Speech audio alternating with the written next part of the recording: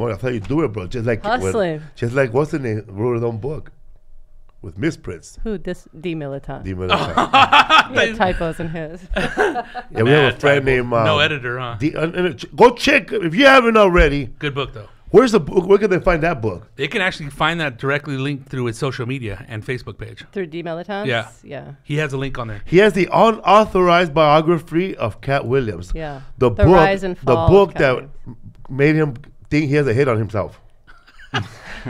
Like D Militant thought there was a hit on him after the book. Well, the thing was, he showed up and then they had plastic all rolled out like they're gonna beat him down. You've seen too many movies, bro. Yeah, they're gonna kill you. They're gonna kill you, bro. Yeah, dude, there's a video out there, man. Somebody sent me this video. Oh my god. That legs video you guys were watching? Yeah. I think it's fake or real. It's real. Oh, dude. they're chopping the guy up. Oh my god. See that? It's gory, dog. Oh, I haven't seen that. Oh my god. Oh, This guy named bro. Alex Mendoza or whatever name, Alex somebody from Facebook always sends me gory photos from all over the world. But he sent me one of this guy getting tortured by cartels. They're different cartels, I guess.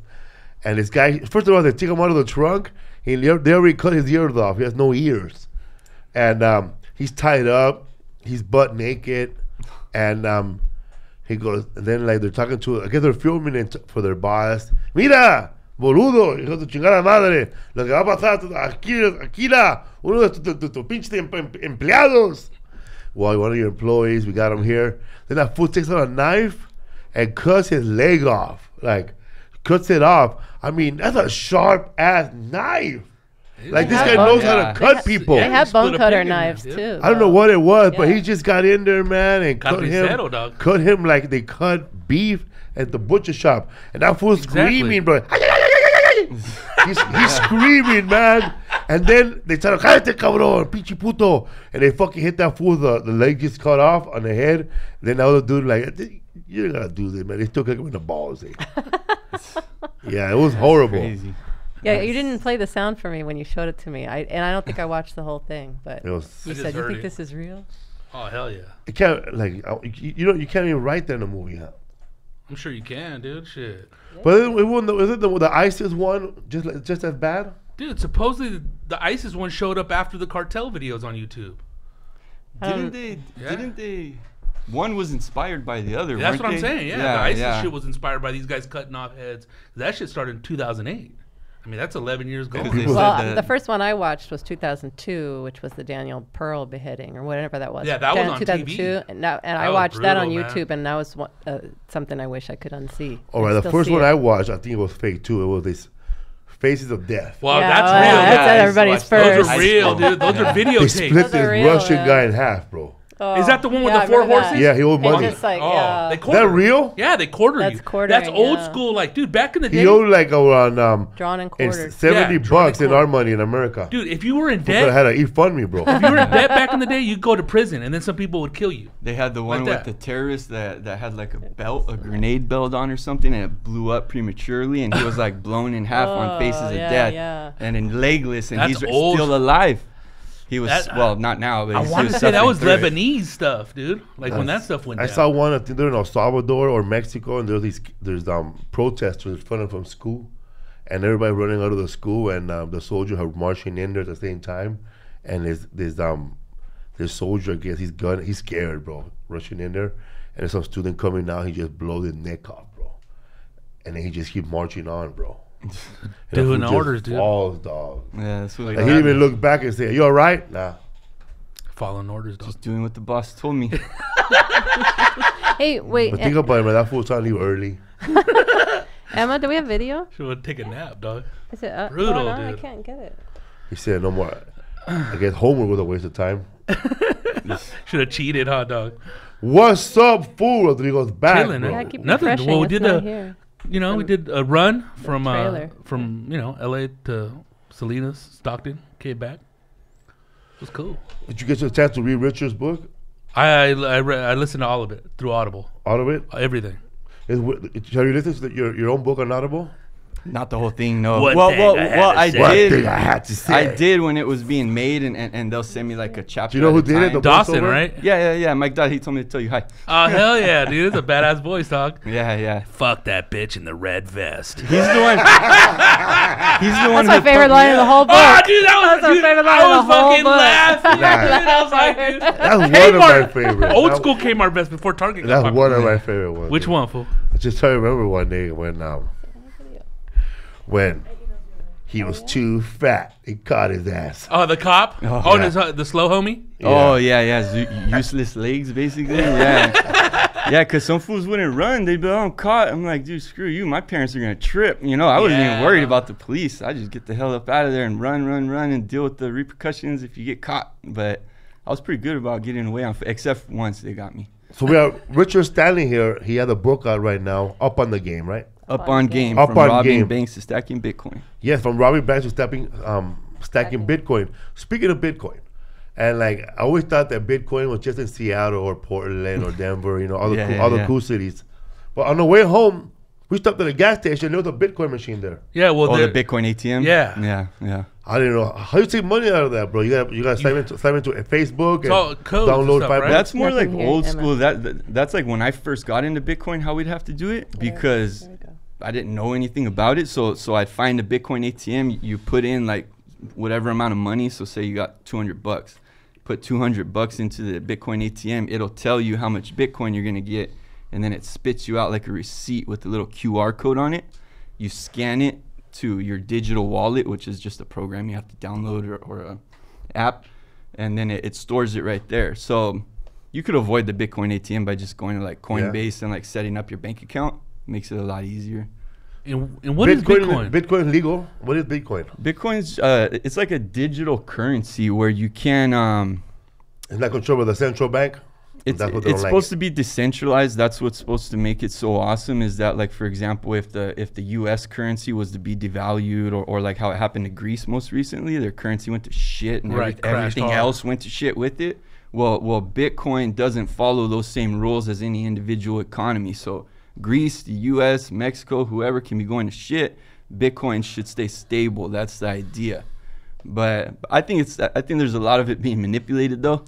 Because it's supposed to be decentralized, but if Bitcoin goes down, you'll see like all these other cryptocurrencies crash with it, and it's like, dude, there's no excuse for it, you know. So a lot of fools got in the game early, you know what I mean, and they were able to buy thousands and thousands. Those guys made it, huh? Yes, but see, if they still have that cash and they're just, they can manipulate markets very easily. Really? Oh fuck yeah, dude! If you see like a certain amount of sell orders built up. Like say like 300, Bitcoin are built up. If somebody has more than that, they could intentionally crash the price. It'll cause a chain reaction because the bots and stop losses that are in place, and it'll keep going. And whoever caused that, because there's no laws in place to stop you, you wait till it goes down. The money that you sideline, you just buy back in at a lower price, so you get a little bit more Bitcoin. And that's how some people manipulate it. Yeah, you know what I mean. But yeah, it's done. I've seen it crash for like just no reason. Is there like a correlation between people who use Bitcoin and people who believe the world is flat? No, not at all. I don't think so. What do you think about those people though who think the world is flat? I think it's tripped out, man. It's like dude, you know, the pipe.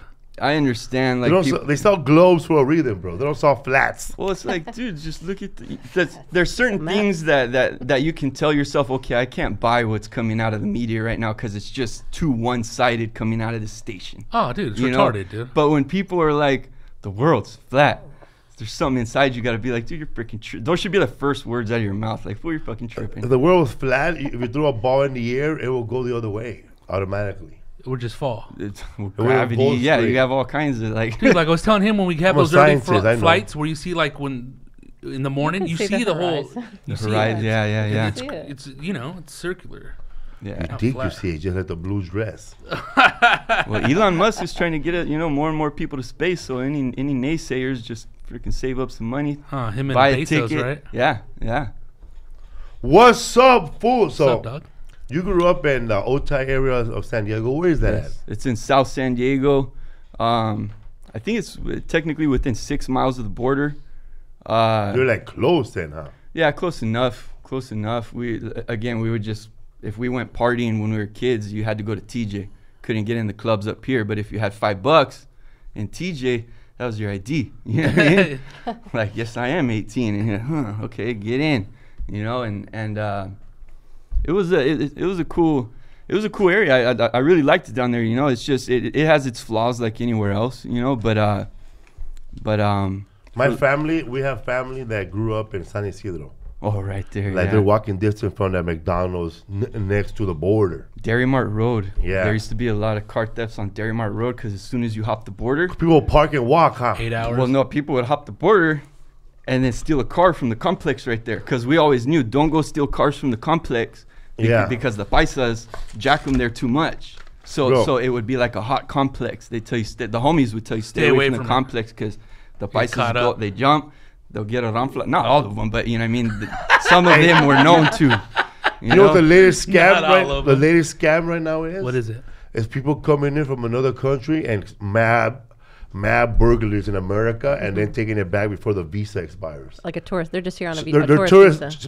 Talk about Lisa. Well, it was in the Northridge, the Valley Northridge, area, the Valley area, bro. And they Eastern European motherfuckers. No. These guys were Chilean. Chilean from Venezuela. These guys were all from Chile. No, Chilean from Venezuela. Did you say Pablo's family, though.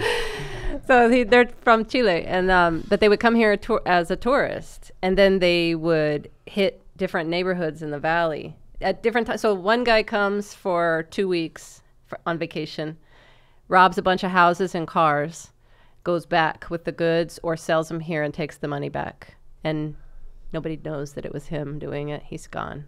That makes sense. Then the next guy comes. It was like 5 or 6 guys. And the next guy comes. No, he'll go and rob other neighborhood, another circle, in the neighborhood. They're teams. It's a whole team, but they'll go at different times, not to arouse suspicion. And then they finally caught him, and they realized it was all these guys just coming as visitors every once in a while and just robbing on their vacations and going back. So and they created something where you can intercept your car lock. Wasn't out there for weeks. Oh, I got with this couch. Yeah, I know. Been here for a lifetime, huh? But they were, I guess they created this thing, or they were using this thing that intercepted people's car locks too. Intercept burglar alarms too. And burglar alarms, and they would intercept it as you're setting it, and so it wouldn't really set. But you get richer ideas here. Well, I knew fools do that with the car, the garage door openers. Yeah. Oh yeah. That's like you're sitting there all. Right. In the meantime, somebody's with a little device figuring it out. Oh, good. Yeah, my car theft game is like not on point. I haven't stolen a car since like 2002. You know what I mean? You retired. One up on me. When I was living in the Boyle Heights, and everybody we lived like next to the housing projects, so all the factories were ours. You know, like Goodfellas, these are ours. Yeah. And like if you worked there, if you got your car stolen once, your car gonna get stolen five times in the same month. My friend Chivo, he would always steal this fat man's station wagon who worked there. Like he knew who he was. He's in lunch, bro. And that fool take off with a station wagon and steal it and then dump it somewhere. And then he'll get it back. Then my friend Chivo will go back 3 months later, steal it again, dog. Because there's no alarm. There's no alarm. And that guy's never there, easy to break in. He'll just take off, cruise to the beach, come back. Wasn't that fool that left that note? Well, that's Louis, bro. That's Louis. Louis was another guy. He broke into the burger stand. That shit was funny. And they closed at 5. And he stole everything. And then he came back the next time. Before he stole everything, he made a fat ass burger. And then left a note. I struck again. Hey, it kills me, dude. As a wild man, you think in a way you want to be known. Like you want to give the guy a message. Yeah. Like you leave something behind. Like I remember this guy named Cheetah. They call him Cheetah, and this other guy named Cachetes, and this other fool, right?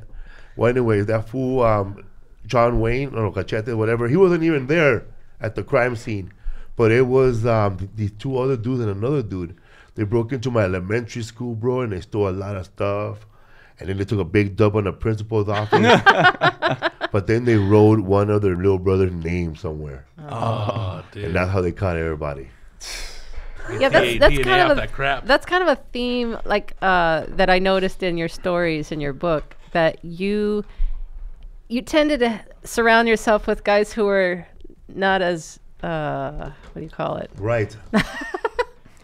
They weren't the best criminals to be alongside you, you know. Well, they often tripped you up, I think. I couldn't, because your brain seemed to work a lot faster than theirs. Maybe I had some friends that were pretty on point, but yeah, it's I wasn't the sharpest tool in the shed back then either.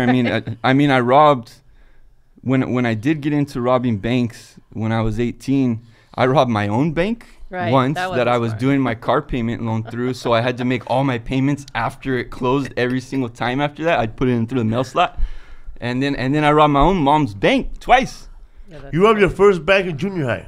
No, that would be weird. No, because at the beginning of the book, you're talking about you wrote a note, and you gave it to the thing, Smile. Yeah. No. I was 18. Oh, that was your first one. And in junior high, I was just doing more petty theft, stealing from the school. I'd get like suspended on purpose, and then they'd keep me after school and make me clean up all the teachers' offices. But the janitor. That's what you learned, huh? Well, I had been stealing since like 3rd grade was my first hustle. You know what I mean? 3rd grade, I used to steal Playboys on the way to school. Yeah, and then I'd sell them at school. And then other than that, it would be like stealing food, stealing clothes. But yeah, I wasn't. Again, I robbed my mom's bank, got away with it clean, and then I was like, well, it'd be the best idea to go rob it again. They'll never see that coming, you know. And they didn't. When I walked in, they were freaking surprised. Fool me once, fool me twice. Yeah. What chapter it was, but I guess it was the one where you guys got away, and the guy said we're gonna do, and you only took off with like 600. You guys split $600 each. That was my bank. Yeah, and then that guy said, when you want to do it again, I really thought right there that you were to go rob a bank and within an hour. Oh no! I really thought you had to go another one. Like my self-esteem had been dropped too much. I was questioning myself. Like, oh man, how can I only get like $1,200 from a bank robbery? You know they have they have the book called the Anarchist Cookbook. Yeah. Oh yeah, bombs. I read that in school. Your book is like the robbery cookbook. And I tried not to make it like that. That's why I tried to breeze over the bank robbery. I think I just talked about 5. Every time I thought about something, all my questions were answered in your book. Okay, I would have got caught at that. That was stupid. Okay, I would have wrote a note in my own handwriting. Well, it was the FBI files. The TV put me up on game. That's right. He watched the FBI files. Cause I remember, the way you think, you know, and the way you think is like the way a lot of people in my neighborhood think, like. And the way you think. And the way I think. like you could be there chilling, homie. You could just be chilling, doing nothing. Yeah. Living straight up like a G, you know, like not even like causing problems. You know, you say you haven't robbed a bank robbed a car in 2002. It's been years since you've done it. Yeah. But for some reason, like, hey, bro, these doors are so easy to open.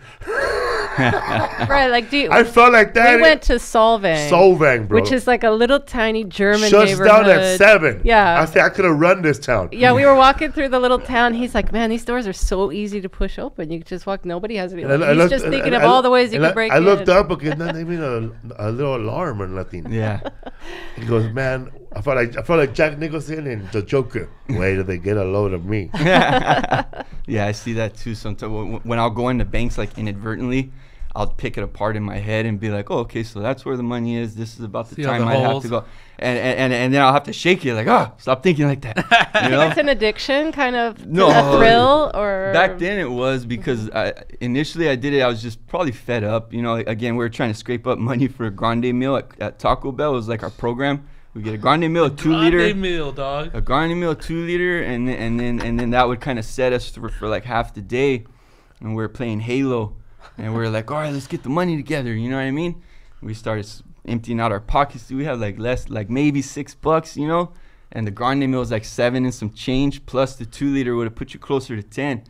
and I remember sitting there and I was just looking at it, frustrated, dude. And I was like, fucking fool, let's rob a bank. You know? And he was like, just like that? Yeah. And then, you know, you say stupid shit when you're a teenager, but then my fucking other stupid teenager friend was like, well, fuck it, let's do it.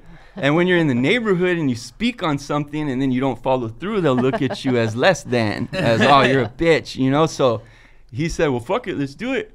And I was like, all right, fuck it, you know? And I started reaching for shit, cut out a note, hat, glasses, burglary gloves, And we already had a stolen car outside. We were waiting for some food to come check it. Well, the system or rims, I think.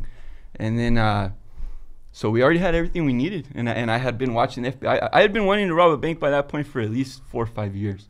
And then finally at 18, you know, we did it. But again, even if he would have said no, I could have hit up any one of the other homies, and you know what the fuck I'm talking about. You know what I mean? You call. He says no. If you really want to do it, you're gonna find somebody that will. Yeah. Whereas in a regular everyday scenario, you ain't gonna find that. You're gonna be, hey, fool, let's rob a bank, and then the feds are gonna show up at your pad. Get the fuck out of here, dog. You know, he's got a gun. So yeah, you wrote the note. What you write in the note again? I wrote smile at the top. However, when I arrived on scene to rob the bank, I forgot I wrote that part. But I wrote smile at the top, and then I put the money on the counter, no ink packs, alarms, tracing devices. There's 2 more guys outside with guns. Later, I would say I want both drawers because they have a main cash drawer and a petty cash drawer. And eventually that would be my line. But the first one, smile, put the money on the counter, no ink packs, alarms, tracing devices. There's 2 more guys outside with guns. Here, if this ain't no joke. And I was in line for a minute, dude. I stood behind other people because, you know, first time robbing a bank, I didn't know what the hell to do. And I walked in, and it was one of the ones in the grocery store. You know what I mean? So that's a weird one to choose. The easy ones. Because I was stupid. I was familiar with it. You never see a guy with a gun outside of those ones? Yeah. I was familiar with the area. You just take it out of your shopping bag, orderly. No, but that's a gun. That's more money, more time. More time. The gun, yeah. And they give you a year for a bullet. You know what I mean? So even if you use a gun, the wisest decision would be don't have bullets in it. So you told that guy at the grocery store, give me the money. It was a girl. Take it to Monopoly. Yeah, in the grocery store. Yeah, give me the money in a 2-liter. You know what I mean? And some kale. No, I slid it to her, and she smiled. And I cut it out the size of a check, so that way when I went in, people would think I'm cashing a check. You know what I'm saying? And I slid it right there, and she knew because I'm wearing gloves and freaking. I look like a straight up cholo. You know what I mean? Like straight the fuck up, like a bank robbing cholo, in line at a bank. It was again not the sharpest tool in the shed. You know, and I slid it to her, and she separated it with her index and middle finger of her right hand and started reading it. And I'm nervous, you know, looking around like, oh God, is anybody creeping up on me? And then I look back at her, and she smiles. And she's like, do you got a bag or do you need one? You know, and she's smiling. I'm paper or like, plastic? Yeah. Yeah, but her smiling at me like really fucked me up because, again, 18-year-old freaking guy, you know, nervous already. And then the hottest chick in the place is smiling. So you think I have a chance. Yeah, so I'm like, man, I should get this chick's number, you know, like all that shit's crossing my head. And I'm like, because that's what you normally do. That's what you normally do at the mall. You see a girl smile, hey, what's up, girl? What's your number? You know, so I was thinking, how should I do it? And then I was like, nah, it's a conflict of interest. You know? and then I dipped out. But yeah, on the way out of the driveway, the homie tells me, show me the money. Show me the money. And I had a little Carl's Jr. bag that I had just scraped up off the floorboard of the G-Ride, stolen car. And I pulled the money out, and it was like a grip of 50s. I remember that with the red bands. And there were some fries hanging out of it still. And we both just started smiling, you know? And fucking... how much was it? The first, it was close to like 8 G's, if I remember. Maybe a little over. But we had decided right then and there, like, fuck it, you know, when you want to do it again. Shit, super easy, huh? Yeah. And well, easy, I don't... What's the adrenaline like, bro? How was it heart pounding? Can you hear anything else? Because I would imagine, like in the movies, bro, like... Usually most movies have a soundtrack, but a good movie, bro, like Heat, there's no soundtrack, bro. It's just fucking hearts pounding, people running. You can feel the adrenaline, man. I can't remember. Who was driving, man?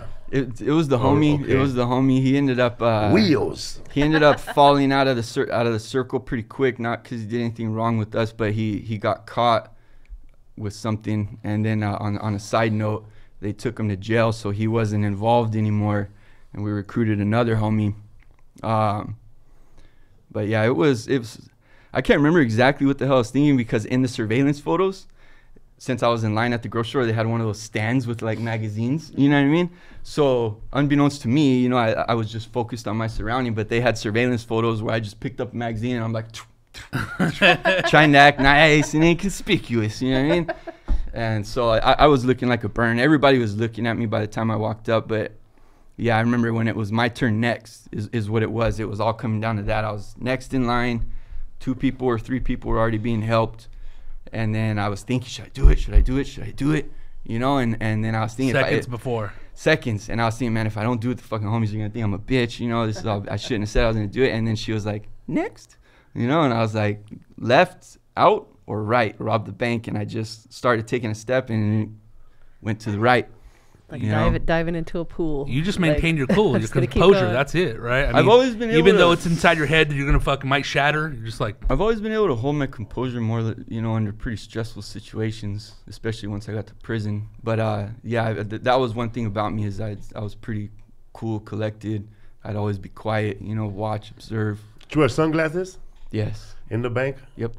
Hat, glasses, gloves. They don't allow it anymore. They don't allow it anymore? No, you can't go into the. You can't go into our credit union with hat or sunglasses on. I had creased up flannel shirt, like 3X. I had the creased up solos. The way he talks about his clothes is the way MC Pancho talks about his clothes. You know what I mean? Like the creasing and the stores. Straight and all up that. burnt. You know, honestly, yeah, it was definitely a trip. So you how many you got arrested at 19, right? Yeah, a couple months after I turned 19. That one time, right? I never got caught red-handed. I got caught in an investigation, and then they caught me. But yeah, I they got your lookalike first. Yeah, that poor motherfucker. That was sucks for him. You know what sucks is that it's like like most cops are, man. They pressure you till you finally give in. Well, I might have come into in the bank before. That what screwed him over, huh? He put himself. Yes. All the cops want is to put your ass at the crime scene. Place yourself. Even if you don't. Even if you didn't shoot the guy. Even if you didn't hurt the guy. But they want you to be in the vicinity of the crime. Because now you could have. You could have. Yep. Now they could prove it in court. It's a slippery slope from there. Yeah. I had when I got cracked on the bank robbery thing, I ran into that fool to the skinny prison? bandit in county jail. What? And he was in a holding tank and he was asking me, he's like, "Hey, aren't you Richard Stanley?" I'm like, "What the fuck?" You know, and I already had an undercover, and I know for a fact it was undercover because he knocked after he didn't get anything out, and they pulled him out. So I was already on guard. I was already like, "Oh God!" And then this fool walks up like, "Oh, aren't you Richard?" And he starts telling me his story, and I was like, "Oh, okay," you know. But I had found out when he got cracked because someone was at the trolley station, and they just seen. Well, it turned out this fool had been there.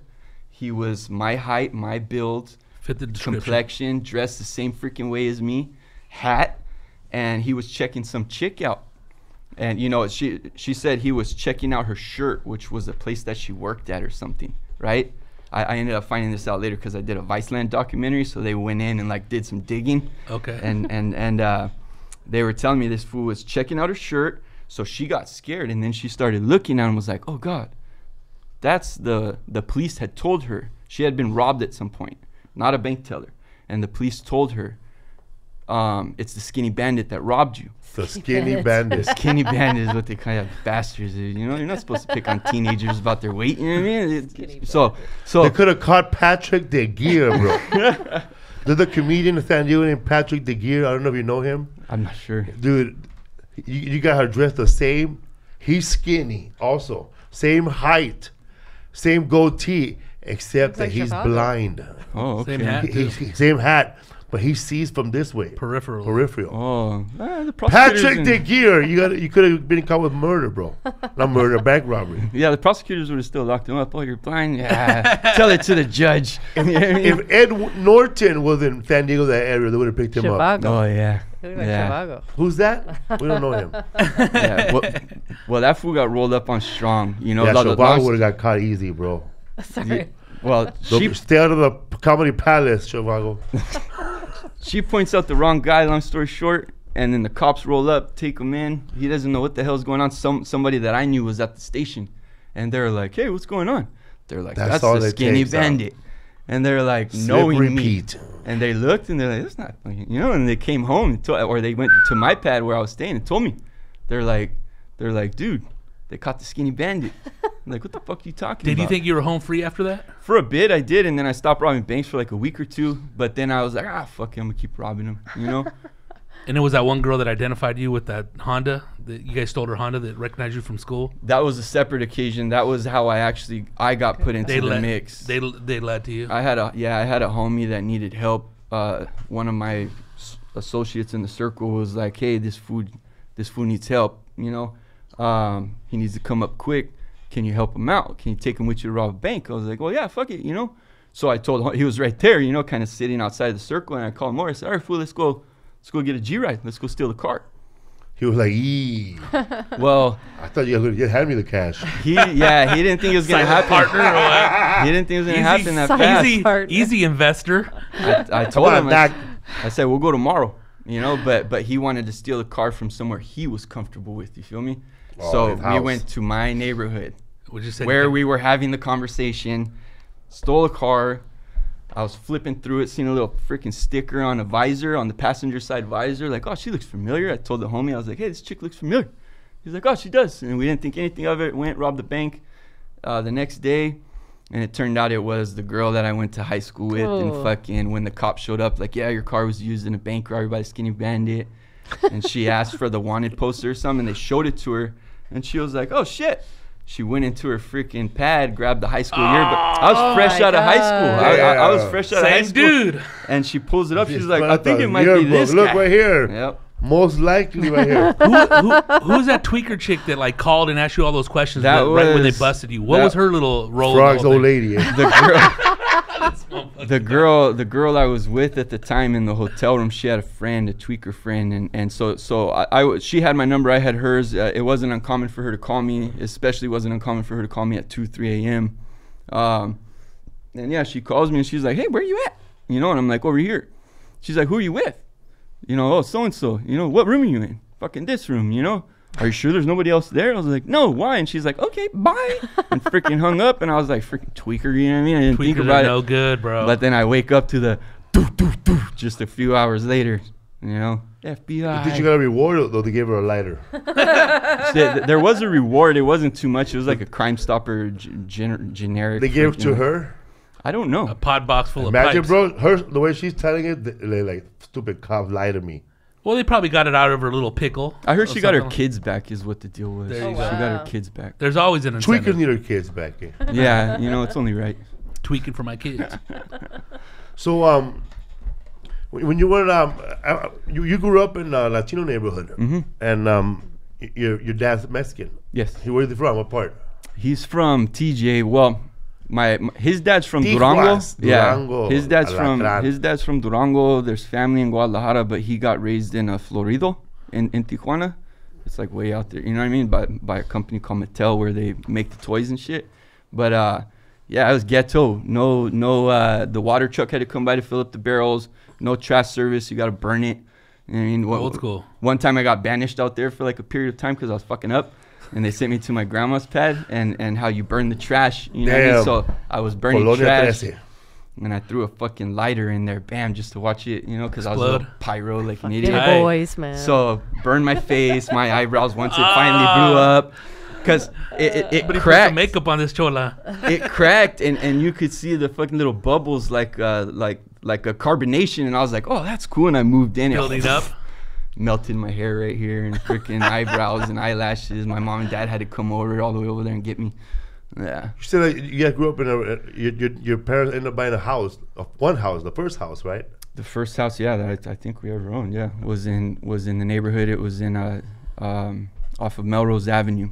Yeah, it was like a little rinky-dink chain link fence around it. What'd your dad do? Your stepdad? For a living? Yeah. He was a driver since he was like 11 or 12.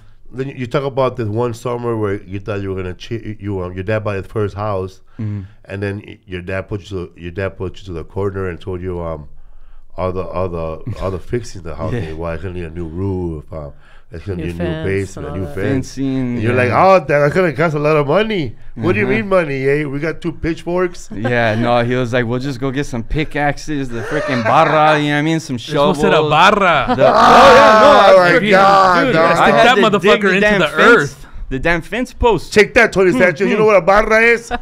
And the damn laying the pour. Well, I didn't do the concrete pour, but I had to help homeboy that he had to hire because he didn't know how to do it either. Damn, you need permits. ¿Cómo que permits, cabrón? For the rebar to catch the wall, like the base. Yeah. Had to dig the trench for it, basically. No, we had to do a lot. Dude, we had a hill in our backyard. Is that one of those hardworking fools, huh? Always, yeah. When he shakes your hand, you could feel like how many years you've been working, huh? If I'm being honest, when I got cracked for it, he's such a hard worker. As soon as he got his citizenship, he put the American flags on both sides of his F-150. You know what I mean? And he was all psyched. You know what I mean? Like he's real hard worker. Always wanted me to be. When I was a kid, I remember him trying to teach me how to drive 18-wheelers, and I was already too far gone. You know what I mean? And I was like 14, 15. And he was like, yeah, and then he mentioned I was like, pull over so I can use the bathroom. He's like, well, not right now. They'll see that we pulled over. And I'm like, well, what do you mean they'll see that we pulled over? And he's like, there's GPS in these things.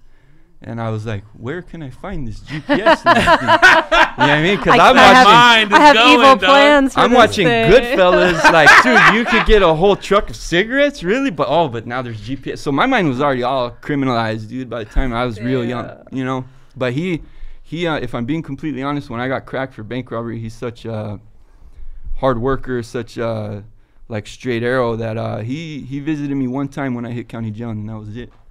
You know what I mean? He was not having the crime. What did he tell you? He did not like it. He's like, yeah, why'd you do it? And da. But I had told him one time, I said it as a joke, but I told him, you know, when I went up home to visit.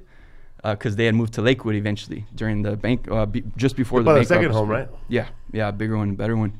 They both got transfers, and I went up to visit, and I had put a TV in my car when that shit was fucking. Not many people had it. You just bought a car and you put like TVs in the rears, and you were playing like an Xbox or something. I had PlayStation 2 set up in it. Yeah, this fool out there doing hit sticks and shit, playing Madden. You were either a drug dealer or a celebrity. Was that like 99, 2000? That was 2002. Cause you had that joke, fool. What? You almost fucking crashed looking at the Laker game in some chick's car. Yeah. I was driving behind some girl's car. He goes, I almost crashed trying to watch the Lakers on her car. I watched the whole movie The Cell with Jennifer Lopez. driving up to Lakewood from San Diego, and then and I put it in the PlayStation to watch it. And when I got there, I was like, dude, that movie's sick. I gotta watch it again because I know I missed some shit.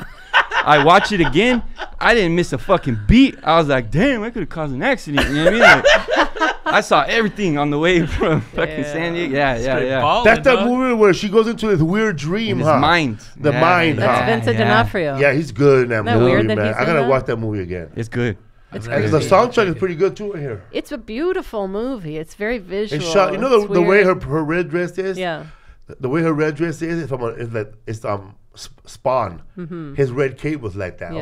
Yeah. Oh, that's right. When he started moving and then the walls start coming with them, that was sick. You're always a hustler, huh? Yeah. Like you knew, like you have a come up, like you know, like man. My mom we used to sell Avon. She used to sell Tupperware. She used to sell Crystal Promotions. She would sell everything, man. I would sell everything too, man. One time, I mentioned it before, bro. My mom had this badass brush, and I took the brush and I took it to school, and I knew this guy with cool long hair. We used to call him the Count. And I fucking sold that brush to him for $6, bro. Or $8. Mm-hmm. And he took it, bro. He thought, there's a moment. It's weird, like watching this comb his brush and him on my brush. Your mom's at home, like, where the hell's my brush? That's fucking slanted. Oh, man. Yeah. So how many banks total did you hit? Or rob? Well, total that you hit? They say I robbed 13. 13. So they say. All right. And what was the total count? Sticking to that story, dog. What was the total count on record that your haul? Everything. I don't know. The Viceland people asked me that too, and I honestly don't know. It would kind of, it would average out. I'd say a fair average would be 8,000 to 10,000 per bank, But sometimes you're gonna have to get multiple tellers. Yeah. I would try and choose banks with honestly more people working, because there's just more money available. There's more drawers that got stocked, so I would always go from one teller to because. I think it might have been the first or second time I ended up, probably the second time I grew some courage, and I was like, I want her drawer too. Mm-hmm. And she was like, I don't have the key to that one. And I was saying, okay, well, so my solution was I have to ask each teller individually. That's why you got so good at that speech. Like, I forgot to ask you, like, how you memorized that letter. Mm-hmm. You sat there and rehearsed it every free moment, right? What letter? Like, put the money on the counter. Put the money on the counter. Because you knew the lines. Because you're always. That's what I meant by you're surrounding yourself with people who are maybe less. Did your friends ever walk into the bank, or was it always you? On the 13 that they say I robbed, it was just me. And then I think going in the bank. One of your Prieto ass friends went in there. Hey, I had the second time I robbed my mom's bank, I had somebody with me. He never got caught. Your mother didn't know that was you? My mom was living in LA, so she wasn't getting to see the news from San Diego. You know what I mean? Local news. But yeah. What I was saying before. Yeah, when I went up there, they asked me, "Where are you getting all this money?" You know, and I told her, I robbed like 3-4 banks. You know what I mean? Did you have any legit job that they thought you were doing? I had got a job at UPS. That's how my mom helped me get my car, and then I quit UPS because September 11th happened, right? So I was convinced I was going to join the military. You know what I mean? And I went to work and I quit. You know, I was like, I'm gone. I'm going to the military. I went with the homie to go to freaking the Marines, and they started asking us questions. You know, like, what do you want to do? You know, I'm like, what the fuck? Just put me in the infantry. You know, shoot fools. And they were asking, and then they asked my friend, what do you want to do? And they were showing him options. And he, I want to build radio towers. I'm like, you're fucking full of shit, fool. You ain't never talked about radio towers. Build radio towers. Up until this point in your whole life. You know what I mean? And so they asked me again, well, like, what do you want to specialize in? I'm like, I want to fucking specialize in the infantry, fool. You know, like ripping heads off. Long story short, they shut me down either because I didn't pass the test. Because I'm telling you, I was stupid. You know, and or because I was too gung ho. So he got accepted, went to the Marines. I got kicked out. I'm jobless. I'm like, oh shit. And then I got a job at Pinkerton Security. And then I was walking down the street with the homie again shortly 2 weeks after I got shut down from the Marines, and a Torres pulls up on it, and we're banged out, dude. We both have shaved heads. He looks a little more gang memberish than I do, but we get rolled up on by a freaking Torres. We think it's the cops. You know, they pull up right in front of us, and that's usually how it happens. And then 2 fools hop out in uniform, and one of them was like, "Do you want to join the army?" And we look at each other. We're like, "Fuck yeah!" You know what I mean? Fuck yeah! And then so we hopped in the car, and they took us. And again, they freaking were like, "What do you want to do?" I was like, "The infantry." You know, and they're like, "Okay, but like, what else do you want to do?" I was like, what else is there to do in the infantry? Mop. And I want to do the shit that's in the commercials, dog. I don't know shit about the military, you know, but I know that I'm pissed off. You know what I mean? Because of what that's all I knew. You know what I mean? I was pissed off. I wanted to go. They didn't let me go. And then the other guy, the second time, he didn't end up going either because I was 18, he was 17. And they just flat out rejected me. They told him, they're like, we'll help you get your diploma if you want. I'm like, dude, I have my GE. Like, what the hell? So, yeah. So, sorry, go ahead. Oh, I was just gonna ask. So, you hit all these banks, and then your whole thing was about weighing risk and reward, basically, and that's what, and that's why you were memorizing the speech, was to maximize your reward. I thought shot. I also thought I was being clever with. I never wanted to hurt anybody. I had homeboys growing up, you know, and you know, there's some fools that are like more crazier than, and if you say the wrong thing, they'll, you know. Yeah. So I was never really like that. I was always more mellow, more like freaking just trying to get by, you know. Whenever the homies would be like, hey, fool, let's go gangbang, and I'd be like, oh, I was just about to go steal a car. You know what I mean? Do you guys want to go with me? And I'll be like, we'll make money, and then I'll start trying to make them feel like shit. Like, come on, man, you guys are going to go fucking get beat up. You know what I mean? And we can go over here and make some money. You know what I mean? So that would be my little... So I was always known as a thief. I was never known in my neighborhood as being like a crazy gangbanger. I was always known as the hustler, the thief. You know what I mean? And tell the story of how you got into the gang, because I thought that was really interesting. You weren't jumped in. Well, I had always hung out with the homies ever since I was a kid. But I never felt that I should... I was never like forced into that position. Like, for example, I remember you saying, you know, you were standing there, and then they're like, hey, if we want it, and then they just cracked you. You know what I'm saying? And it does. It happens just like that most of the times. But me and loitering.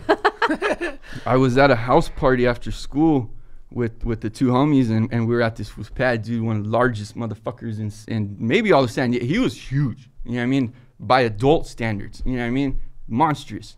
But he was really cool. You know, he had already been to prison. But he didn't have that chip on his shoulder that come with the size in the prison. He was really cool, really respectful. Everybody looked up to him.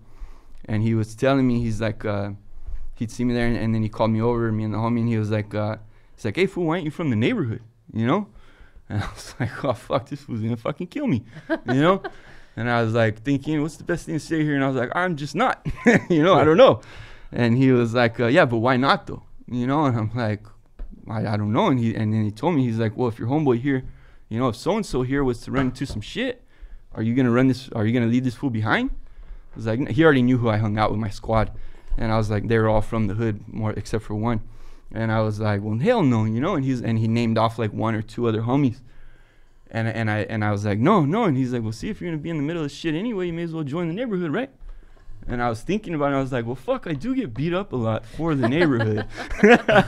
So I was like, well, yeah, you know, like. And then he was like, the other homie was like, that's right, fool, you know. And it wasn't that I would not have probably ended up getting jumped, because there had been fools in my neighborhood at that point that were like, you know, already like 20, 21. They hadn't been jumped in, but they were known as being those fools. Yeah. So no one ever really made the step, hey, let's jump them in, because for one, this motherfucker has like 30 fools from the neighborhood, from his family. Right. You want to jump me in? Okay, cool. Me and my cousins are going to come fucking get our hits in on you. So there are certain fools that it was just, they wouldn't fuck with, because it was the right play for their own legacy. Safety. They were like grandfathered in. Yeah. Me, I just got snatched up too early probably for that to happen, you know, because eventually it would have happened. You're just hanging out in the right set of circumstances. I could have easily found myself at one of the house parties, but I'm telling you, I would always gather my squad and let's go come up, you know. That was my thing. Man, I thought I was in a gang because I let everybody run into my house after a crime scene. Yeah, I used to do that to my girlfriend, Crystal. Let me get Batman. What? What are you holding there? Nothing. Let me stay in your couch for 2 days. Yeah. Hold it 1 to 2 years. So when you got convicted, what was it like starting to go to prison? Like, you were in county for a while, right? Were you at CBC? Where were you at? No, I was in San Diego. They well, for one, the feds had to step out of the case fairly quickly, only because they had arrested the wrong person. Right. So they turned me over to the state. From there, they sent me to the downtown San Diego jail. And then from there, they transferred me over to George Bailey, which is out near Otay Mesa, near the prison out there. And I was there for probably 5 months at that county jail. So I was already hearing the stories, you know, like, oh yeah, don't trip, you know, it's not so bad. The food's better. The homies got your back. But people would warn me, stay out of certain things. Don't get into drugs, don't get into gambling, don't get into the mix in prison, you know, like the heavy hitter circle, because all those 3 things will wreck you, you know, eventually. And or so that's what they would say. So when I hit prison, I wasn't too stressed. I was more worried about the guards, because you would see the guard. I was kind of prepared for prison just from living in my neighborhood, you know, and I don't think you've been to prison, but if you were to, just from having grown up where you did, you'd be all right. You'd recognize some of the hustle, some of the lingo, and you'd be a little better off. Half of my neighborhood in there. Oh, yeah. They voted for you on Last Comic Standing from prison. Yeah, they did. I was with I wish I could remember their names, but yeah, I was with, again, I was there for over 7 years. I was with a bunch of fools from LA, but Boyle Heights, you know. But yeah, when I got to prison, I had a lot of older, I had my friends that were my age, their older brothers that were like already like 20, 21, 22. They had already been sent to prison. So when I got there, they were there waiting on me, you know. So when I got there, they pulled me over to the yard. And then it was more like just saying hi, hey, what's up? I haven't seen you in fucking long. This is where you've been, you know? But did you automatically gravitate toward the Mexicans, or like was there the race separation when you got there? Was it noticeable where you were? It's not so much.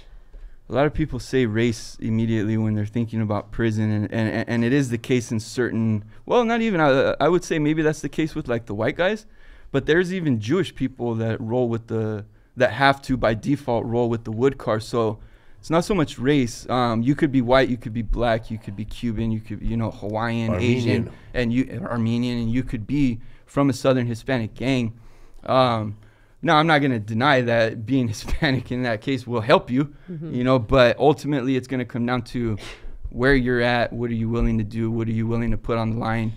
Because whenever something cracks, and again, I haven't been there in 10 years, so whenever I speak, it's not about current conditions. I don't know what the hell is going on right now. But when I was there, it was, if we're all going to jump in so if I'm walking the yard and 2 fools from a different car come and rush me, I can count on my car to come, whether they hate me or not, to come and help me, because it's to prove a point. Like, you don't fuck with the car. Like a union. You know what I mean? But again, yeah, you could be Mexican, you're from a different car, in prison, and then you're going at it with each other, you know. So it's more what car you're from and where your loyalties lie. You said that in your book that well, I don't know, for the first week you were there was like a riot. The first week? Or the first year, or the first week in prison, and you saw someone get stabbed, and you were like thinking about should I go help him? He's Raza. It wasn't. You stood back. Well, they tried to stay back. I did get in a riot when I first got into prison, but you're talking about the guy that got his throat slit. He was Mexican. I was tally on the handball courts, meaning I'm up next, but if they hit the ball and it goes somewhere else, you got to chase after it, and then you return it, and then you're up next after whoever loses. I forgot what tally was. So I was tally. I forgot that when you're playing rebote handball and the ball flies to the other wall, your homie, the two fools that are next are chasing that ball. Oh, I got a good story for you. Remind me about the wall and the tally, and so I was standing there playing tally on that one, and then the yard goes down. I'm like, man, what the hell? So we're looking around, and then I turn around, and maybe where that light's set up, you know, within 10 feet, this fool's just, you know, and I'm like, oh, God, you know, and he just stumbles. He starts heading to the gun tower, so the sniper could probably get an easy shot on whoever it was that was tripping on him. And then he fell out in the dirt, and then the meat wagon came, a little tan van with no windows in the back, old, like from the 70s or 80s. They throw his ass in there, and then they take him away, and I never seen him again.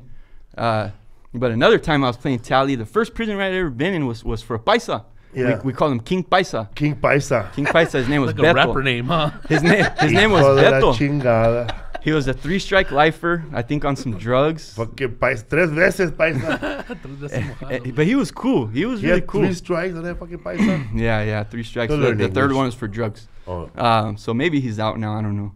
But he did at least 20, I know that, off of like possession of meth or something. But he was playing freaking volleyball because this fool liked to play volleyball, and I fucking hate volleyball. Well, the only people that were available to play were the Woods, right? So you could play volleyball and other games with the Woods. So I'm playing handball. Bam, I have a killer freaking, you ball up your fist and just bam, knock it to the top brick to send it as far back as possible into the gravel and the dirt. Real hard to recover. I freaking hit it. Bam! Just as it's flying over the freaking corner of the top cinder block, the alarm goes off. And I'm like, oh, God. And then we're looking around. We don't see anything. I'm playing handball with a homie named Speedy. He was from Logan down in San Diego. And I look around the wall, and it looks like there's just a mosh pit, dude, of Woods. You know what I mean? Just going, you know, and you're like, what the fuck? And we're looking. And then I was the one who caught a glimpse of him. It was King Paisa, Beto. In the middle of it, just swinging. He's fighting all the fools? Yeah. And they call him King Paisa, bro. So I slapped the fool's chest. I say, hey, fool, it's Beto. And we just run. We just start running into it. And no one knows what the hell's going on. That's why no one else was jumping, because you can only see Woods. So we work our way to the middle. Still no one knows what happens. No one jumps for us. They think I'm just another white guy running into the fucking mix. And Speedy, he's shorter than me. I don't know. Or he got lost in the crowd. You know what I mean? Once he's in there. And they're firing off the freaking block guns, brah, brah, brah. And eventually everybody gets down. But yeah, I was always pissed off that my first fucking prison riot was for volleyball, technically. but yeah, King Paisa, he was like, hey, fool, thanks, you know what I mean? But he was a cool motherfucker. Did he have that name before the fight or after the fight? No, it was before. Because he was always flashy. He had this fat ass gold chain, dude, that it's like Ed Hardy Paisa. I know a lot of motherfuckers on the street that can't afford that, and he had that in prison? Really? Oh yeah. Really? Yeah. They let you wear that jewelry? Yeah. They let you wear only King Paisa. As long as you have a religious piece to go with it. Oh, really? And you can have gold as long as it's a wedding band. You can have a watch as long as it's under $100. But then aren't you a target for some people? I know I always wanted to snatch somebody's chain. I mean, with all those guys hanging around, they're all... It would be an issue later, and they'd probably get you. When you were working in the kitchen, and you made a bootleg ceiling, what did you do that for? I didn't get to that part, but you said you were like slowly making a fake tile out of something. You really much duplicated a tile. Yeah, a piece of How long did it take you to make? Just like this, actually. Yeah, you made a fake one, but like a how long did it take you? To wet it, I think it took me a couple weeks because I worked in the main. Art projects here. You got all the time in in the world. Fake cinder block wall here. As long as they don't.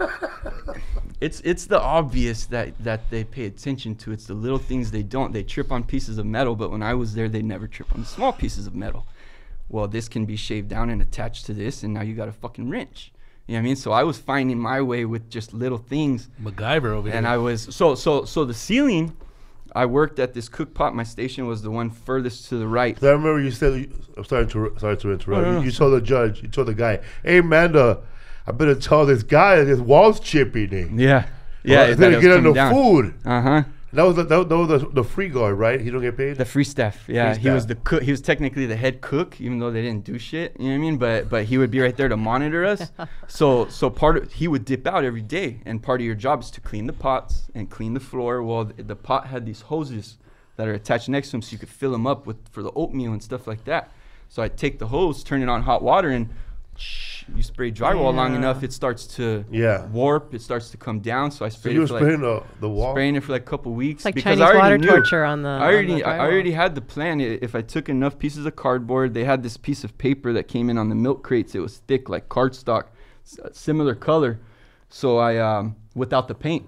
So I You made paper mache. I used the cardboard. I glued the freaking piece of paper to it. I set one of the metal carts on top to compress it. Flatten, yes. I put magnets in so it would stick on top. Yeah, and then you will hide stuff up there then. Yeah, because the original plan was to go up and then break my way into the rooms, but eventually I was able to find my way through fastening pieces of metal and whatnot, and I was able to. There were flaws, security flaws in there. I'll tell you about one of them. Fuck it, because there's certain. I don't care too much for the people that are on that yard in that prison right now, some of them. So there's screws, right? Everything's metal, everything's steel, everything's concrete. If they put the screws in the wrong place, now I have access to them. If I fasten the right pieces of small metal that no one trips on, because you can't stab anybody with a piece of metal this big, but you can freaking get a screw out so they're not as on the little things, the smaller things in life, you know? So I was able to get they had these big industrial refrigerators chained to the wall, and the padlock went through the handle so you couldn't open it, and it was chained to the other wall anyway. So you're screwed. Well, the flaw was they had the freaking screws on the outside of the handle, and I would take this drain. There was this drain. It was a grate, you know, so food didn't go through it into the sewer system. I'd take that, use it to take off a nut somewhere else. I'd use that handle with, well, it was the wrench part. Mm-hmm. And then I'd have the little piece of metal for the screwdriver, and then it was, and then I had ice cream and freaking coffee. And you would take that out to your room, right? Ravioli up into the ceiling, yeah. And then you drag it to your room? I would have ways of getting it to this was in it's called the central kitchen. So you had to go through all kinds of security checkpoints to get back, but I was able to get technically hundreds of pounds of sugar back to the yard, and they just wouldn't know how. That reminded me, because I was watching the CMC lockdown, and there was this guy that worked in the kitchen, and he stole, like a fucking hefty bag full of spaghetti. Oh, I had ravioli. And he was serving. That fool opened up his sleeve, bro. He had like a fake leg full of spaghetti. Like this fool could have served up spaghetti, slang spaghetti while everybody's sleeping. Yep. People do want to eat spaghetti late at night. I mean, fuck, dude, I can't even. I never even had spaghetti. Now that I think about it, in prison, we didn't even have spaghetti. We had ravioli come in one time, and as soon as you know what? It came in, and then they were like, "Oh, we're gonna not serve this right now." So I stole every single bit of it, and I put it in the ceiling under my fake drywall, and I had like almost a whole pallet of ravioli, hundreds of pounds of sugar. Freaking little snacks, cookies and stuff, and then somebody had a little warehouse, huh? Yeah. And the fucking prison doom prepper. I know the ingenuity of these guys is always amazing to me. Remember that one we saw where that guy made a shank out of like a Starbucks, like a coffee cup lid. Yeah, he burned plastic. It. He melted so it got hot. Melted it, rolled it, and then rubbed it on the concrete, and scraped it on the concrete until it sharpened. But like he spent days on this, weeks on this. See, yeah. You could also get a little tiny piece of metal. They're available, and then you sharpen it. And when you're rolling, you roll that in as the tip. Yeah. And they call it a one-hitter quitter. Yeah. Because it's plastic, it's more than likely gonna break. But they tell you melt the piece of metal into the tip, so that way it pierces the skin, and it'll break because it's plastic. But that's why it's called a one-hitter quitter. Crazy, man. When you were in prison, you say you used heroin one time. Could you continue to use it? Were you hooked? Oh yeah, I used as soon as I used heroin. You didn't use outside though, huh? No. You were so young. It was about making the days go by faster. That's why I started. Yeah. I needed the time. You snorted it, right? Yeah. I remember you telling me that you did it like how much? Because you mentioned that you knew when people had money. And when people don't have money, and, when people don't have Sprites or they don't have chips, that's when the price really goes up. The price really go up? The prices go up when the yard becomes more dry, let's say. So you say you had like a little supply and demand, pure supply and demand. The little totally tiny speck of heroin at the end of a month, and you say you were gonna save that for like a month and sell it for 80. Like I think it was like a few weeks. That's what I would do, dog. It was when it's in abundance, everyone's trying. Maybe more than one person has it, and that's why it's in abundance. So people are trying to outdo each other. So some they call them papers. Papeles is the heroin in the plastic, right? So you be like, hey, let me get a papel, and they come in different sizes usually. So when it's abundant, you'll have a heftier portion.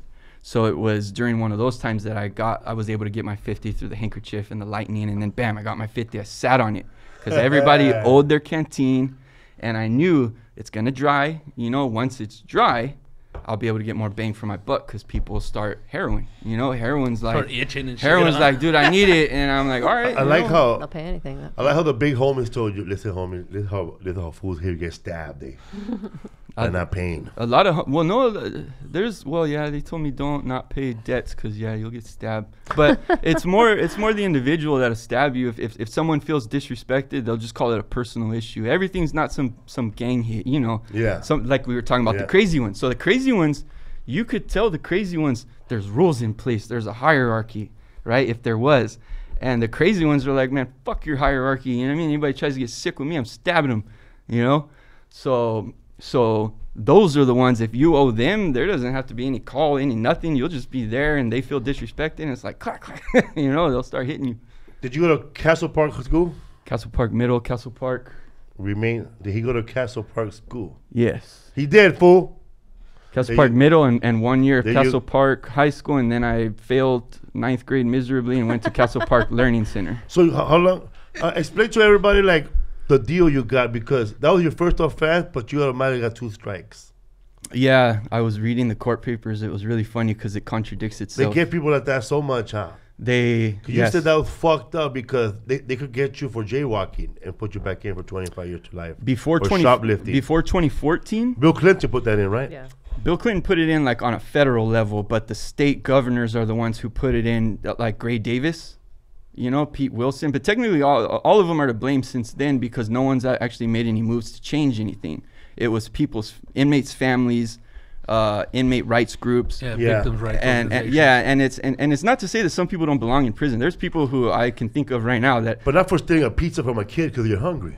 Well, unless you punch him. There was a guy who stole a slice of pizza. The thing that bothered me was that they were giving people life in prison for non-violent crimes, and me. Yes, I robbed banks. I belonged in prison. But again, what do you hope to achieve by sending someone to prison? If it's you want to make them better, it's not happening. There ain't no rehab in there. If it's you want revenge because you feel that disrespected that somebody robbed a bank over here and you just want them to suffer for a certain period of time, well, keep it real and tell them that's what it is. But don't fucking just give them life in prison. Yeah. Infamil, diapers, fucking bread. They would just give people life. It didn't matter. It was indiscriminate. And the judges would say, there's nothing I could do. I have to do my job. Life. The cops would say, there's nothing I could do. I have to do my job. I'm taking you in for this petty theft that I know will get you life. The correctional officers, while they're there, they'll hold you there, knowing they've probably done a bump of cocaine in their fucking time, but they're going to keep you there for life for it. They get a high off that shit because it's a stat for them, dude. Yeah, it's real. I don't like how many times people will say, it's my job. I was told to do it by my boss, because it's like, if your true interest is justice, and let's just say you're a correctional officer, you're really interested in justice. That's why you say you signed up. It's not for the benefits. It's not for the dental, for the vision. It's not for the union pay, vacation pay. It's because you're truly interested in justice. If that was me and I saw somebody spending 25 years, no less than a quarter century for a bump of cocaine, I would get some of my correctional officer friends and walk that fool to the front gate. Oh, well, you might go to jail. Well, fuck it. That fool's doing life for a bump of cocaine. What the fuck is your problem? Oh, yeah, dude. That's monstrous. That's human rights. And then they put you in solitary indiscriminately for nonviolent stuff. You said with all the ICU officers, all the shit they were doing. ISU. ISU. And you guys want to hear it? Do we have time? We have time. There's a prison gang that correctional officers never want to freaking talk about. It's called Greenwall. With Greenwall. Greenwall is a California prison gang that consists of nothing but correctional officers, right? So, and people have written books about this. There's a book out right now. That were starting the gladiator fights and shit. Yes, and it's stuff called like The Green Wall. You can find it. And that was an officer who was at Corcoran, I believe. He saw everything going on and he reported it, and his life was essentially destroyed because of it. I mean, what do you do at that point? You're all your coworkers. You're out. Yeah. You're out. You're an outcast. They're shit talking you. There is no comfortable work environment here anymore. You know what I mean? So if that's your career, if that's what you know how to do, you're fucked. And he pretty much quickly found himself in that situation. Him and some other officers testified because they were killing people, not him, but the people he was trying to tell them. They'd make them fight, and if those gladiator fights between two enemies were to a death. Sometimes they get rival gangs together, huh? They'd put them on the same yard or release the cells, and then just they would know, once I release this cell of this prison gang and this cell of this alleged prison gang, they're gonna automatically go after it because it's, you know, their policy. So they would do it knowing what was gonna happen. And sometimes when they weren't satisfied with the fight, they'd still shoot you. Which there's a video on my site called "Don't Go to Prison." It has nothing to do with my book. I just put it there to kind of set the tone for the kind of stuff you go through in California prisons. And yeah, there's an example of a northern Hispanic dude walking away from a fight after he had fought with the southern Hispanic dude. He turns around with that little victorious kind of chip on his shoulder walk, but he's walking away, and pow, they shot him in the back, and he died right there. And I still remember the words from the 60 Minutes article, and the jury acquitted them with smiles on their faces. True shit, dog. Mm-hmm. It's brutal as fuck. Yes, and then they expect people to not become brutal while they're. Yeah. You know? There's no, I mean, do you pretty much agree that there's zero rehabilitation of prisoners in the system? There's some rehabilitation. Or do you have to want it, really be the kind of person who wants it and goes after that's where it's at. I'll give you an example. I'll give you an example of how the CDC did, California Department of Corrections did rehabilitation when I was there. Exactly when they put the R on the end of CDCR, California Department of Corrections, and rehabilitation, they took away our fucking high school or GED program, or both. I was in optical trying to be an optician. They took that shit away. Woodwork, they took it away. Auto body, they took it away. They took away anything that you could do to better yourself. The only action you had were for drug offenders. They took away weights too, huh? They took away weights before I got there, yeah. That was like 98 or 9, and I got there in 02. Oh, no, to prison, I got there in 03. Yeah. Yeah, but it's just a horrible environment, honestly, but it's like, I understand there's assholes there. I don't even think all correctional officers I don't think everyone's bad. I think every group has assholes. and perpetuate that blackness. And as long as the majority of the group is willing to say, like, hey, we don't accept this, then it would be better. But again, if you're a correctional officer and you speak out, you make the fucking mistake of speaking out against somebody that's doing something bad, killing people, planting drugs, your life's fucking ruined. So that's why I say I don't think all SEALs are bad, because I'd see the good ones who you could tell it bothered them. I'd see them see shit going down, and you'd see the uncomfortable look on their face. Mm-hmm. So I know they're not all bad, and I know the odds they're up against when they do speak out, but I mean, there's some pretty horrendous human rights violations happening in California, that's for sure. When you got out of prison, what was the first thing you did? Like, what did you eat? I went to Los Taquitos, my favorite taco shop. What'd you get, fish? Damn, it was either a California burrito or carne asada fries. Where's Los Taquitos at? Los Taquitos is on 3rd and Main in Otay, but it's Otay is technically a subsidy of Chula Vista, but it's in Somebody said Otay RLS. Yes, I am. Somebody said right there. That's my clique. These fools right here, bro, they listen to everything. They're a bunch of chismosos, bro. Who said RLS? Some dude up there. Remain Strange. I think that's the guy. We don't know his real name. When you got out of prison, did you go back to school? How did you rehabilitate yourself from not going back in? What did you do? You got on Bitcoin, right? Yeah. You invested in Bitcoin? Yes. when I first got out, I became an iron worker. I did that for 2 years. I already had a bad back from running from the cops when I was a kid. That one time you fell. Yeah, my stupid ass jumped over a fence. I had always plotted out the freaking getaway route. Oh, when I was running from the Kmart. Yeah, and I broke legs, bitch. And I jumped over the freaking fence, and it was the other complex. So that back injury is from there? It started there, and then I never got it fixed, and then I went to prison, and then iron worker was that was during the recession. There wasn't no taking it easy back then. So I got injured, moved into marketing, and then I ended up finding out about cryptocurrency through there, and slowly started getting into it. I think we had actually started buying in 2016, but we didn't catch on that it was a hustle until like 2017. It's still growing, right? Even though some people talk about it like it's dead. I had been out of. I've seen more ATMs. Every time somebody says it's dead, I see another ATM. I see more in like Seattle, but it fluctuates. I saw one on the way home to the gas station, the truck driver gas station. It's big. But it fluctuates. But the risk fluctuates and everything in the price. But it's volatile. As far as it's being used, that's changing all the time. It's as to how many people are accepting it. And 2017 was big. 2018 fucking sucked. Yeah. I lost a lot of money in that crypto crash. But it was all house money. It was all I pulled out my entire initial investment in December 2017. Just under pressure from my girlfriend. I'd always floss on her, and I'd wake up and be like, "Look, dude, we made like 5 G's, you know?" And she'd be like, "Oh, your Monopoly money?"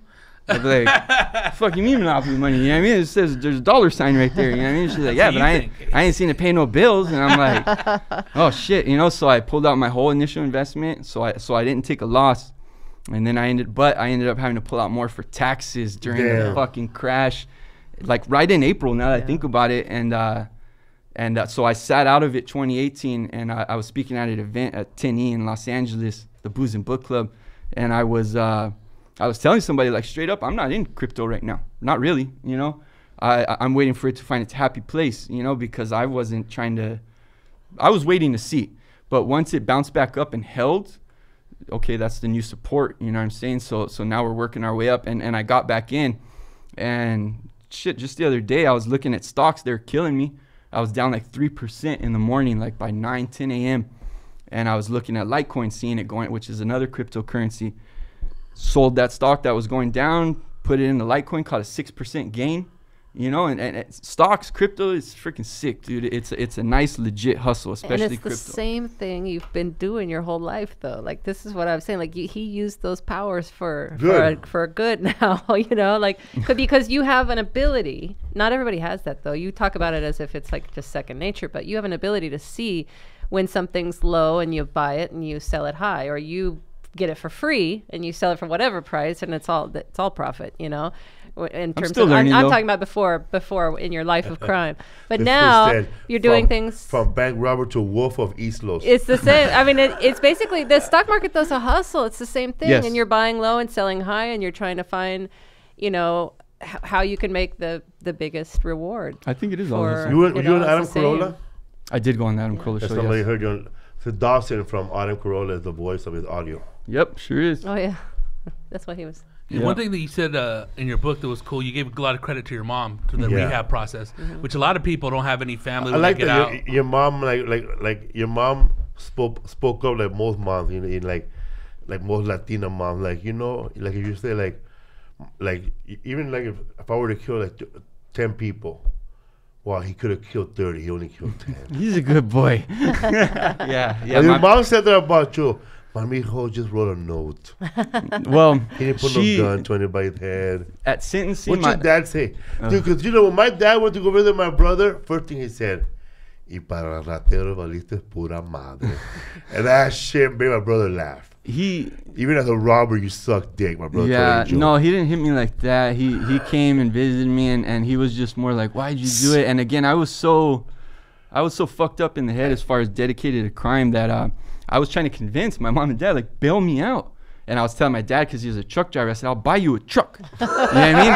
I was like, I'll buy you a truck, because my plan was, I just need to get out of jail right now. Who cares if they look for me? You know, because you don't, maybe when I was in the neighborhood, you would hear you might get life in prison, you know, but it was more like, I really hope that doesn't happen. But it was always a possibility, you know, because you see they give people life in prison for dumb shit. So it's like, okay, that can happen. Or you might die, you know what I mean? Like people might, it's just a screwed up situation, when you grow up being surrounded by nothing but people who maybe they're trying to help you, but it's just in the wrong way. Like I used to try and help people getting out of prison when I would sell drugs at one point. And my way of helping the homies getting out of prison was, here's an ounce of meth. You know what I mean? Break that shit down into 20s and you're fucking looking good, you know? And that was my way of help. I genuinely believe I'm helping you. Now I'm leading to his addiction, and the fool probably got 5 fucking years, and you know what I mean. But that's my way. That's my way of helping. So when everyone around you is gotta give the homie work, this is what it is. You know, this is the life, and anything else is lame. You know what I'm saying? I remember my homies would come out of prison or come out of whatever they came out of. Somebody would always give them everything new pants, new Air Force Ones, everything you needed, even dope to get started, but it's up to you at the end of the week. That's all it is, dude. That's the only, you gotta pay the money back or be an outcast. That's it. And most of these guys would be outcast, dog. I know fools that would. It's sad how when you see homies that would come out of prison and they come out yoked as hell, like buff, and then 3 weeks down the line they start losing all their muscles. And those that prison clothes are loose, and they go back to prison in the same fucking clothes, but now they're clean. Where can people find your book at? Oh man, it's online, Up on Game from Robbing Banks to Stacking Bitcoin. It's on Amazon. You can get it on my site, upongamebook.com, audible.com. Just keyword search Up on Game. How about and it's an Audible also. Yeah. People go check out his book on Audible. It's a easy read. That's how you've been listening. I've been listening to it, man. I read it on Kindle. After every chapter, you hear a little song. You've been reading it, right? I read all of it. Yeah. Are you doing any book signings people could go to? Or speaking events? Or speaking events? He does that. You do that booze and thing. Booze and book club. I don't Booze and book club. Booze and book club. So it's a place in Los Angeles. So it's a place where people drink beer and you read your book. They drink Corolla drink products. Right, the Mangria cocktails is what they serve there, and then Mike Dawson actually reads a chapter or two from the book, cool. And then the audience is allowed to do a Q&A with the author, ask him anything you want. Adam Carolla from San Diego? Adam Carolla? No, from right? The Valley. He's from the Valley.